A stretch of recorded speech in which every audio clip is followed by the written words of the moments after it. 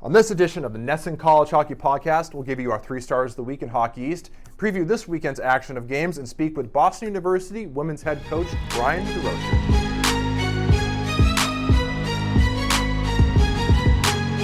Hello, everybody, and welcome to another edition of the NESN College Hockey Podcast. I'm Dakota Randall, alongside always Pat McAvoy. Pat, how are you? I'm good. Splendid today. Good. How was your Thanksgiving? Tell me everything. It was I good. I don't care about any of it, but it's a formality, and I'd like you to tell me. Ouch. It was good. Good Thanksgiving. Black Friday was fine. Cyber Monday was good. I did. I got a couple things. What did you get? Or can you not spoil Christmas presents? Oh, I can't spoil the Christmas presents. Maybe my family's listening. I don't know. You didn't spoil yourself? You didn't go get like a discounted copy of the new Pokemon game or anything? No, I didn't buy anything for myself. myself. I was going to do that, but I didn't. Interesting. Nothing wrong with that. But a good Thanksgiving? Good? Good Thanksgiving. What about you? Mine was good too, yeah. Family and everything, food, all the usual stuff, football, hockey. It's a good Thanksgiving. And a lot of hockey to talk about. So yeah, we got a lot to get to, a lot of interesting results over the weekend, a lot to look forward to in the next week, including, not including, but we will talk about the Friendship 4 tournament, sort of recap that, what that meant for Hockey East and the polls and everything. And, you know, a lot of interesting games this weekend and throughout the week. And yeah, a lot of interesting and important results throughout Hockey East, reshuffling of the polls as always. We also have an interview with BU women's head coach Brian Durocher ahead of his team's 2-game series with Boston College, the ComAv rivalry renewed. You can watch that on NESN. We're looking forward to that. We'll also give you our 3 stars of the week in Hockey East. Before we go any further, I want to get into the NESN schedule, including those games between BU and BC. It all starts Friday with a men's Hockey East matchup between Merrimack and UNH. That's at 7 p.m. on NESN. And after that, we have women's Hockey East, number 8 BC at number 9 BU. As we mentioned, that game is at 7 p.m. on NESN Plus. Saturday, the second game of that series, BU at BC at 1:30 p.m. on NESN Plus. And finally, Saturday night, Maine at number 11 UMass at 7 p.m. on NESN Plus. And remember, all of our Hockey East coverage is brought to you by Rockland Trust, where each relationship matters. So we'll get to all that stuff a little bit later on, but as always, we want to start with our 3 stars of the week in Hockey East. And I'll start. My number 1 star is Ryan Shea for Northeastern. He was named the MVP of the aforementioned Friendship 4 tournament in Belfast, Northern Ireland. We saw those games on NESN. A lot of good action. Thought it was a cool tournament for a good cause, good reason, and everything. And yeah, Ryan Shea had a great tournament. He had game-winning goals in the first game against UNH, and then the next night against Colgate, or morning, I guess, if you were watching here. He also added 3 assists for a total of 5 points. And again, he was the MVP of the tournament as Northeastern won I think it's called the Bell Pot Trophy. So yeah, big weekend for Ryan Shea, and well-deserved number 1 star of the week. And for our next star of the week, we have Tyler Wall. Dakota, I don't think we can talk about him enough. We've talked about him a few times on this podcast so far. He had another strong weekend. He stopped 57 of 59 shots and 2 wins for the Riverhawks. He had his 9th career shutout on Friday against RPI, and then he had 32 saves when they upset Penn State. And so he's a solid goaltender. He's going to move on to the NHL. We've talked about him a lot. He's having a good season, and I mentioned him last week as potentially how UML, I think, could go far in the Hockey East. And I mentioned how they have the best goalie in the conference, and so I think that goes without saying. I think that just helps. That goes without saying. All in all, he's a solid goaltender, and I think we're going to mention his name a few more times on this podcast before we're all said and done here. Yeah, absolutely, and he's had a great season. He continued it. He's just been a brick wall for the Riverhawks. And yeah, like you said, you mentioned this last week, when it comes to the postseason, whether it be the Hockey East tournament or the national tournament, teams, no matter how good a team's offense is, they can often ride a hot goaltender. Absolutely. And he is more than capable of putting that team on his back and carrying them deep into the postseason. So don't be surprised. And Tyler Wall deserving number 2 star. He was excellent as always. Number 3 star, Brian Regali. UConn. We haven't mentioned UConn a ton on the show, so it's good to give the Huskies some love. He had a 4-point weekend. Yes. He had a 4-point weekend as the Huskies swept University of Miami, Ohio. He had 3 assists on Friday and then a 3rd-period goal the next night in a 4-3 win. Listen, I thought this was just more about, and again, Miami's not a very good team this year. They have been in the past, but they're not this season. I thought UConn's been playing some sneaky good hockey in Hockey East, even though they don't necessarily have the results to show for it. But them getting a sweep of Miami definitely helps them out, and I thought Regali was probably the biggest part of that. So for those reasons, he is my number 3 star of the week. So yeah, all deserving. A lot of great performances as always, but those are the 3 that we chose. I'm glad UConn got a little bit of love, because I know last week in our very solid Hockey East power rankings, we both had UConn in number 10. Rankings. So I hope maybe they'll bump up a little bit now. Yeah, we'll give them the podcast bump. Mentioning it, we'll give them a podcast bump. Seriously. Yeah, they'll take off from here. Now let's get into the games that stuck out to us from the past week. And I'll start with what ended up being 4 games. The Friendship 4 tournament, as we just mentioned again, in Belfast, Northern Ireland. We had those games on the NESN networks, which was great. A lot of great hockey. It all started with Northeastern beating UNH, unfortunately for me as a big UNH fan. Then Colgate beating Princeton. Then eventually Northeastern beating Princeton in the final. UNH did beat Colgate, backtrack. Northeastern beat Colgate for the championship, and then UNH beat Princeton in the third place game. So Northeastern took the tournament. They now are 10-4-2 and atop the Hockey East standings. UNH now struggling. They've lost 4 of 6 after a strong start to the season. I think we were all kind of high on them to start the year. It looked like they sort of turned things around, but now they've struggled a little bit. It'll be interesting to see how things go from here for the Wildcats. But yeah, strong. Northeastern should have won that tournament. They did win that tournament, and they are atop the hockey standings. And all in all, I thought it was a good tournament. Yep. And I hope they keep doing it, because I just think overall it's a pretty cool event. And big ups to the Friendship 4 tournament and for Northeastern for winning the Bell Pot Trophy. And before I get into the first game, I just want to throw it out there that last week when we did our rankings, I'm glad to reference them again, because they were pretty solid. But I know that I put Northeastern number 2 last week, but I said I was dangerously close to putting them to number 1. And I'll say it right now, they're my number 1 team in Hockey East. UMass struggled again. Yeah, and deservedly so. I mean, Northeastern is great, and they're playing great hockey. I don't know if they're the most talented team, but that doesn't always matter, especially in college sports. I agree. I think that you can confidently say they're the best team in Hockey East for right now. And now to get into the first game I was interested in was Harvard versus BC. So Harvard was ranked 9, BC was ranked 14. So we talked about this game. We alluded to it a little bit last week. Harvard was 6-0 entering they were 7-0 actually entering the contest after they beat RPI, but their offense has been crazy this year. And so I remember we highlighted this specific game because we were wondering if they could continue the offense against a strong team, as BC has clearly shown this year they are. And it was the first game they kind of sputtered a little bit. BC took the contest. They won, I believe, 4-2. Harvard, like I just mentioned, they were averaging over 5 goals a game. They scored 6 against RPI to raise that up even more, and then they were only able to muster up 2 against BC. And Harvard actually took the lead in the game. They actually scored the first 2 goals, and then BC scored 4 unanswered, including a goal from Borica's own Mark McLaughlin. For those who are wondering, I'm from Borica, fellow Borician, I think that's what they're called. I lived in North Billerica for a couple years. That's why we do the podcast together. Yes, yeah. I don't Billerica-ins, Billerikites? Something like that. A couple Billerica guys. What's the mascot for the high school? Even though I didn't go to Billerica. The Billerica Indians. Okay, so that's right. Questionable. So you're not an Indian, but you know what I mean.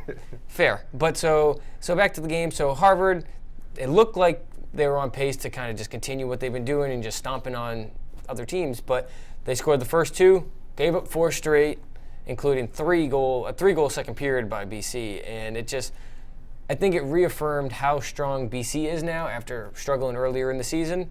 Now BC's won 7 in a row. They've risen up to, I believe, 10th in the poll, but we'll get to that later on.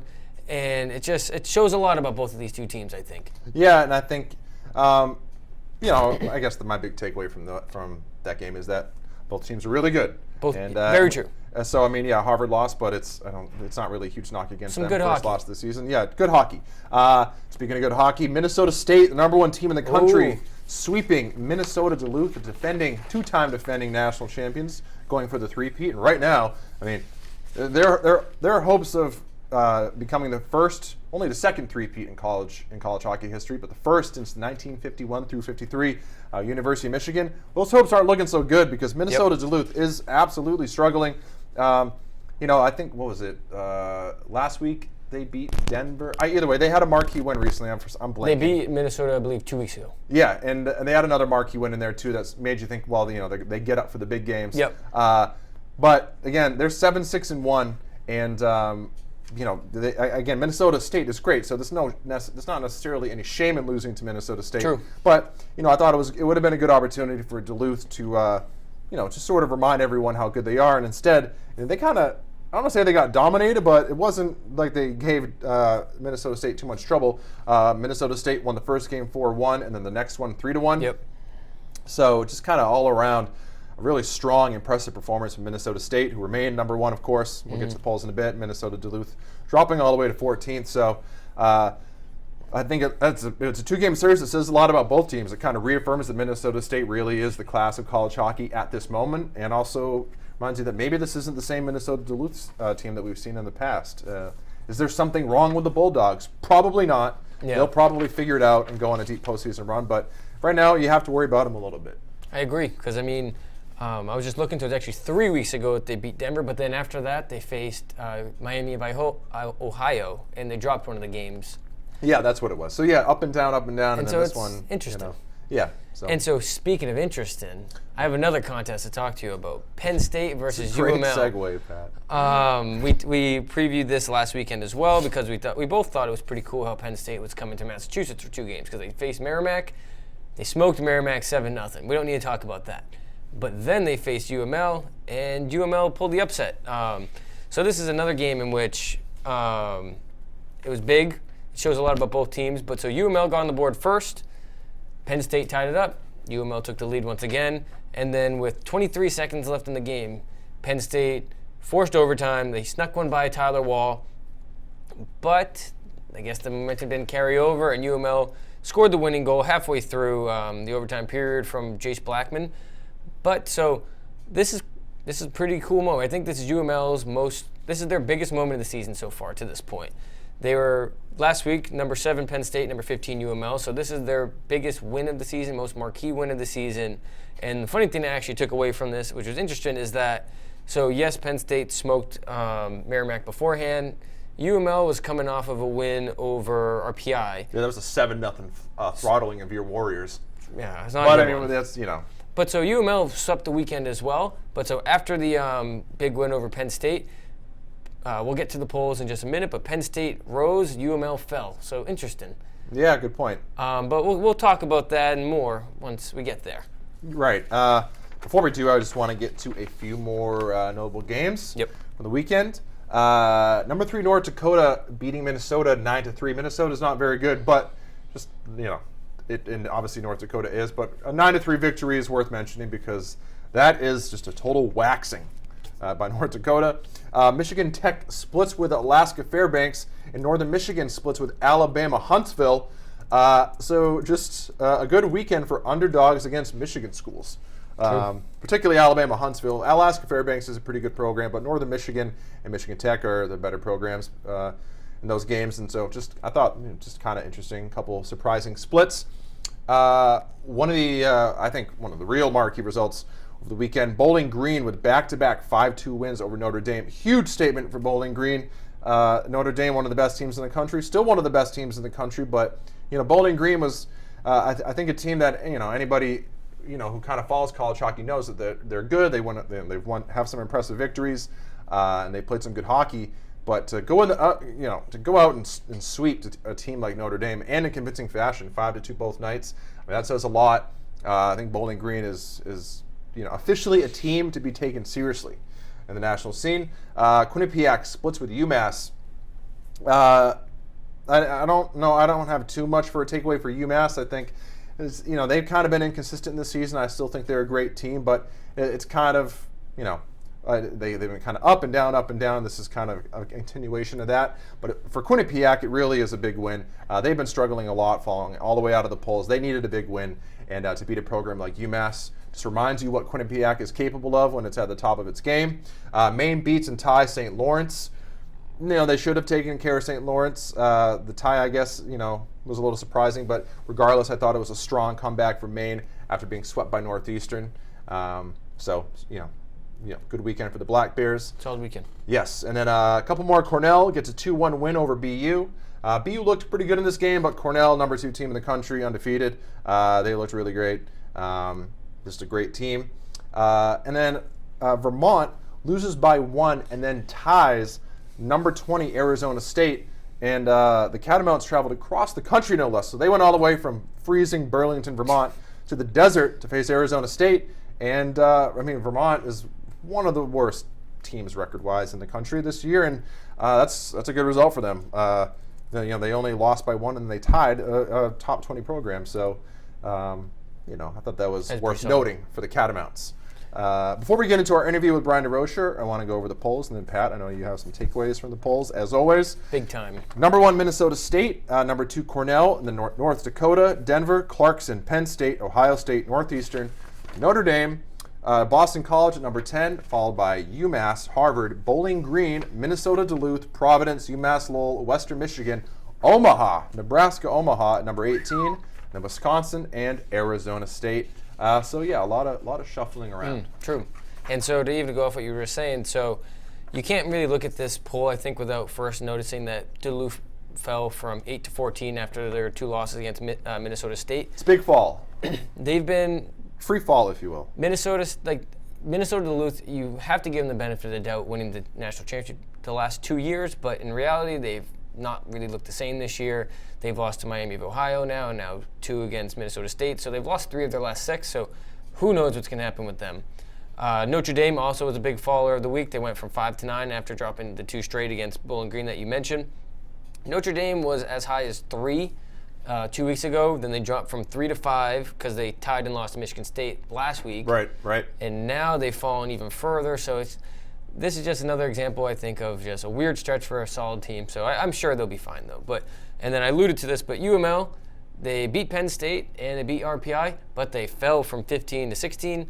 Penn State rose to 6 after, maybe that win against Merrimack was enough to prove to people that, maybe they're a good team.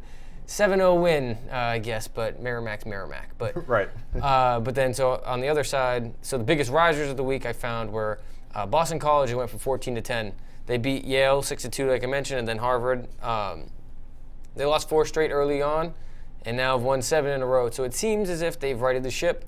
They have not lost since Jerry York was inducted into the Hall of Fame. So got the Hall of Fame bump. They got the Hall of Fame bump. They might not lose again. Maybe. And then Ohio State also had a solid weekend. They went from 11 to 7 after sweeping Michigan State. So shout out to the Buckeyes. Shout out to the Buckeyes. And they did good in football also, beating Michigan. So yeah, good weekend to be an Ohio State fan. Bad weekend to be Michigan. Bad weekend to be a Wolverines fan, right. Sorry, Tom Brady. Good stuff. Patrick, now I want to get into our interview with Boston University women's head coach Brian Durocher. He's in his 15th season at the helm of the Terriers. He's the only head coach in the program's history because the women's hockey program started 14 years ago, and he has been there since the inception. One of the better women's head coaches in the country. Terriers are great year in, year out. They're off to another good start this season, and they have a 2-game series this weekend with Commonwealth Avenue rival Boston College. BC enters at number 8 in the country, BU at number 9. So anybody who went to either of those schools knows that whenever BU faces BC, the fans really come out and people get excited about it, and we are excited to have those games on NESN. It was great talking with Coach Durocher. He really loves his team, you can tell, and they have a really good mix. You'll hear us talking about this. They have a great mix of some young new players and a lot of experienced veterans on that team that's creating a really good blend for them. And you see it on the ice. They play a great brand of hockey and a lot of fun to watch. So without any further ado, let's get into our interview with Coach Brian Durocher. Okay, so I'm here with Boston University women's hockey head coach Brian Durocher. Brian, how you doing? Very well, thanks. Appreciate you taking the time to give us a little airtime. Oh, no, thank you. Hey, how's the first snow of the season rolling over you? Yeah, we've had a pretty good go of it. I think maybe there was a slight hiccup early in the year. One game we didn't get off the bus at UNH. We would have liked to maybe snuck one more point out either there or game before. But all in all, I think the kids have played well. And, our calling card is that they play hard every game. It's a team that will block shots, that will play defense first, that will be tough to deal with along the walls. I've said before, I don't think we're out fancying people up and down the ice 200 feet, but when there's opportunity to make a play, we've got an experienced group and a good group of kids who can make plays. But again, I look at what we do best, and that's playing hard, competing, and we're also aided by excellent goaltending, to say the least. Yeah, and you guys are off to a great start. You're 10-4-1. You're currently ranked 9th in the country. A few slip-ups, but all in all, you just mentioned some of the things you guys are doing really well. But again, as we get into sort of the meat of the schedule, what are some of the things you really want to see your team work on? As we get further into the year. Yeah, the one common that I've talked about is the second wave of offensive players really stepping to the plate.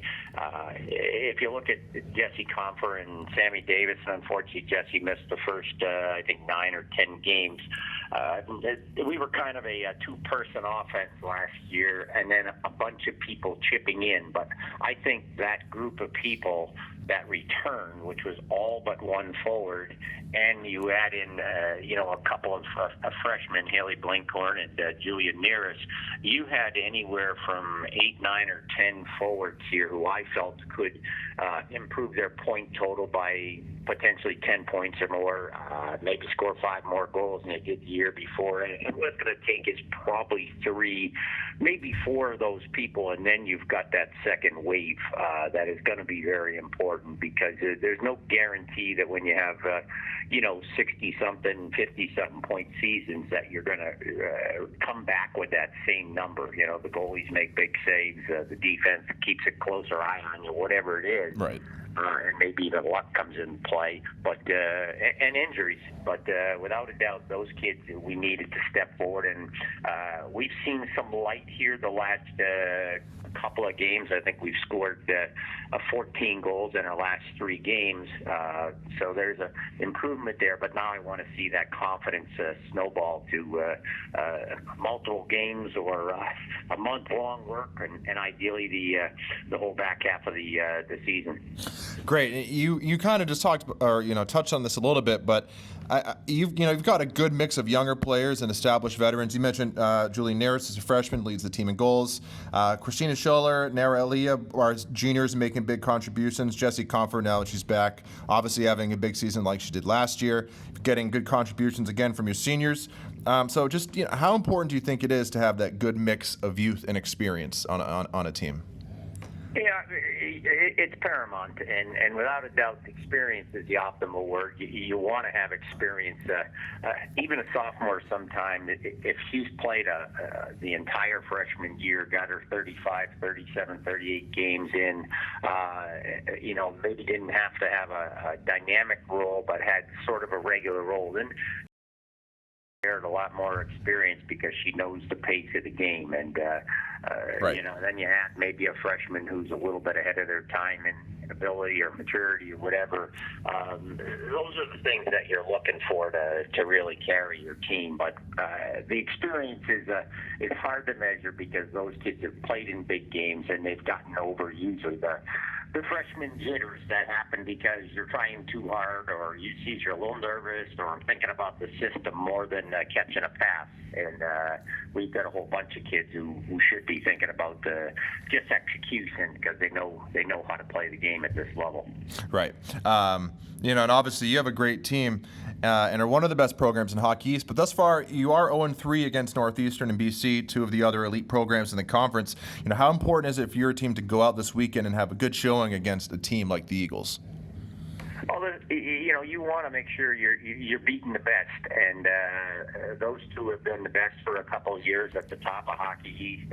I think Northeastern's got a super deep team this year. I think BC's playing with a purpose and an edge this year. I think last year sometimes there'd be people standing around watching the marquee kid. This year I think everybody's just doing their part, and one night somebody contributes more than the other, and that's what you call a team. So I give both those programs tons of credit. Our job is to, again, go out and get points against them, beat them, and 2 of those 3 games we were leading 2-1 going into the third, and that usually is our meal ticket here, that we're not afraid to try to get out of the building with a 2-1 win. If we get the third one, great. But we talk a lot about closing out a period, blocking an extra shot, getting the save, and making good, smart line changes so you're not giving teams opportunities. But unfortunately, they each got two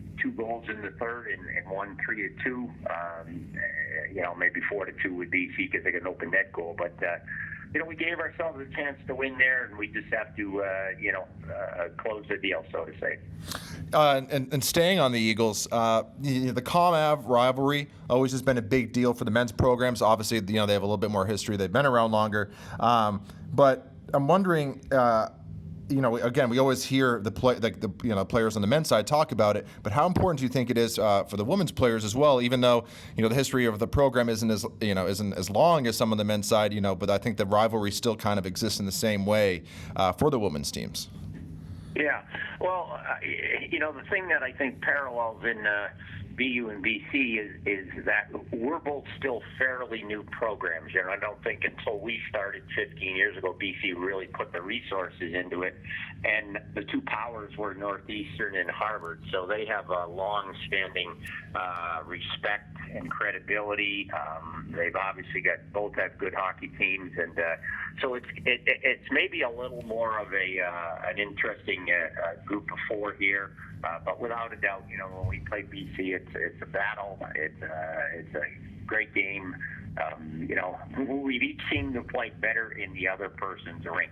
They come over here right. and they've had plenty of good fortune, and we go over there. It's either a nail biter or a tie, or we sneak some wins out over there. So why, we don't really know. But again, every time you put the jerseys on, you're playing with a lot of pride, a lot of energy, and certainly a lot of motivation. And correct me if I'm wrong, you've been the coach since the program's inception, correct? That's correct. Yeah. Okay. So you've definitely seen it evolve over the years. So I just got one more, and just sort of a general question. What are your overall impressions of Hockey East thus far? Obviously, there are no easy outs. That's kind of the case every season. You still have a couple teams left to play, I think, in the conference. But just in general, if you can kind of handicap Hockey East this year and what you've seen from it so far. Yeah, it's not an easy one to handicap. Clearly, we give the top nod right now to Northeastern. They've done a good job. BC's right there nipping at their heels, and again, I think a group of us are behind there. UConn continues to be extremely well coached and find ways to win. UNH has had their highs coming out of the gate. I think Maine, if everybody's healthy, has shown that they can and will play with anybody. But they've had some injuries, some different things going on. I think some kids were away for some international competition. So, I think they're kind of the dark horse here in that they're playing well. But with all the kids on board, that could be a very good team. And, we know how strong Providence has been, but one player sometimes can make a difference. And if you have a new goalie, a rookie goalie, when you get to the bigger games or the season wears on, that's always a question to be answered. Where the teams who've got veteran goalies, usually you've got a pretty good idea what you've got. So again, it's we've got a little bit of a picture right now, but I don't think we're quite at the halfway point of the season's the league schedule, and another chapter is going to be written soon here. Great. I agreed, and I'm excited to watch both your games this weekend against BC. Will be on NESN, so I'm excited to watch those. I'm kind of a weird case because I grew up a huge UNH hockey fan growing up in New Hampshire, but I went to BU as a grad student, so I'm kind of conflicted for who I root for. So I just root for both of you guys. So I wish you and your team the best of luck this weekend. Good. Well, I appreciate it, and appreciate the history lesson on your background as well. Thanks. And again, thanks, Coach. I appreciate it. And, good luck this weekend against BC. All right, welcome back, everybody. Again, I want to thank BU head coach Brian Durocher for speaking with us. Great conversation, great guy, a lot of fun to talk to, and wish him the best of luck this weekend against Boston College. And speaking of that game, one more time, I want to give you the NESN schedule for this weekend. It all starts Friday with a men's Hockey East matchup between Merrimack and UNH at 7 p.m. on NESN. And then women's Hockey East, number 8 BC at number 9 BU at 7 p.m. on NESN Plus. Then on Saturday, second game of that series, BU at BC at 1:30 p.m. on NESN Plus. And then finally, men's Hockey East, Maine at number 11 UMass at 7 p.m. on NESN Plus. And all of our Hockey East coverage is brought to you by Rockland Trust, where each relationship matters. We don't have a ton of time left, so we just want to get into the other games from around the country and in Hockey East that we're looking forward to this weekend. I will start Cornell at Harvard and then Cornell at Dartmouth. So some good Ivy League action. Cornell undefeated 9-0-0, number 6 in the country. And so that's a great matchup between them and Harvard. Harvard coming off the loss to BC, but I think we all still agree that Harvard is one of the better teams in the country. A ton of talent on both those sides, and that should be a really interesting game. And then the next one, too, Cornell at Dartmouth. Dartmouth got a lot of love in the preseason. They're 3-2-1 overall right now. So a slow start, but by no means a bad start. I think Dartmouth is more than capable of pulling off an upset, though it's not going to be easy. Cornell is definitely the superior team. But yeah, just some good Ivy League hockey action that I think is worth checking out. True. And now to get into some Hockey East action, we got Providence and UMass Lowell. We got a battle of number 15 and number 16 teams in the country. Both teams are coming off of 2 straight wins, with Providence coming off of wins over UConn and Brown, and UMass Lowell over, like we've already mentioned, Penn State and RPI. So this should be a fun matchup. We have a home game in UMass Lowell and then a game in Providence, and I'm looking forward to it. I think whatever team comes out of this, I think if I had to guess, I think one team's going to sweep, and then that team's going to move up highly in the poll. So it's a very vague but bold prediction for you. Yeah. Bold prediction for Pat. Yeah, Providence, UMass Lowell. Definitely looking forward to that. Also, I should clarify when I say Ivy League action. Cornell, Harvard, and Dartmouth are all in the ECAC. I just by habit say Ivy League because they're Ivy League schools. But yes, I know they are in the ECAC, but just by habit, I'm always going to say Ivy League. Sorry. Respect it. So yeah, another game I'm looking forward to. Maine at UMass for a 2-game set. I think it's kind of a different story for both teams. Big opportunity for Maine to go up against one of the better programs in Hockey East. Maine's kind of just been lurking beneath the surface a little bit. They've been impressive, but we're waiting for them to really assert themselves as one of the better teams in Hockey East. I don't know if they'll quite get there this season, but regardless, this is an opportunity to do it. I don't know if they're going to sweep or anything, but the opportunity is there for them to go seize it. And for UMass, on the other hand, I don't know necessarily what would constitute a bad result, but I know being swept at home by UMaine would be a terrible result and really make us question the Minutemen. So I think 100%. You just want to see them have a strong weekend, True. And that's really all you need to see. Because again, it's a Hockey East. Maine's a good team. It's not going to be a cakewalk for UMass, but they should at least get one of those games. So True. Yeah, Maine UMass 2-game set. Looking forward to it. Hockey East action doesn't stop there. We got Northeastern at BU on Saturday, and so Northeastern, I've already mentioned, they're my number 1 team in the Hockey East right now. BU, we've talked about them extensively here as well, in the sense that they're a team that have struggled this year, but they're typically good, so I'm still expecting them at some point to kind of turn it on. But all in all, I think this will be a solid game for Northeastern. I think they'll come off their Friendship 4 tournament win and keep the good times going this weekend. Yeah, I agree. And then another game I was looking at, Notre Dame at Boston College. So I've already mentioned Notre Dame today. They kind of sputtered. Boston College is the opposite right now. They're potentially the hottest team in the country. And 2 teams kind of going in different directions absolutely. right now. And to even kind of go off what I said earlier, they have not lost since Jerry York was inducted into the Hall of Fame. So I don't know. I really don't think it's going to change. I think they're going to keep it going. I'm picking BC in that one too. I'm going with you on that one. A couple more. Alabama Huntsville and Bowling Green have a 2-game series. Don't sleep on Alabama Huntsville. Understand if you do, but you shouldn't, because they're coming off a split with Northern Michigan, who is a good team. Yep. And if you look at Alabama Huntsville's results, if you go to their schedule, there are some games in there where you look at them and say they surprised. They played well. I don't think they're nearly as bad as people sort of believe they are. And it would not shock me at all if this might be a trap game for Bowling Green after that sweep of Notre Dame. Mm-hmm. So don't be surprised if you see Alabama Huntsville win one of those games. And finally, Denver and Arizona State have a 2-game series. Just should be So pretty good hockey. I mean, Denver's number 4 in the country, 9-3-2. Arizona State, number 20, after kind of a weird weekend against UVM at 7-4-1. And nothing really more than just a matchup between two of the better programs in the country. So True. I'm looking forward to it. I'm looking forward to it as well. We got some good hockey ahead of us, my We friend. do have some good hockey ahead of us, and we will talk about it all next week as well in the next episode of the NESN College Hockey Podcast, because we are all done with this one. Woo. Pat, anything else you want to add? That was a good plug. That's all I got for you. That was a good plug for next week's show. Great. Yes, well, we'll catch everybody next week for another episode, and we thank you for listening to this one. One more time, I'm Dakota Randall for Pat McAvoy. Thanks for listening, everybody.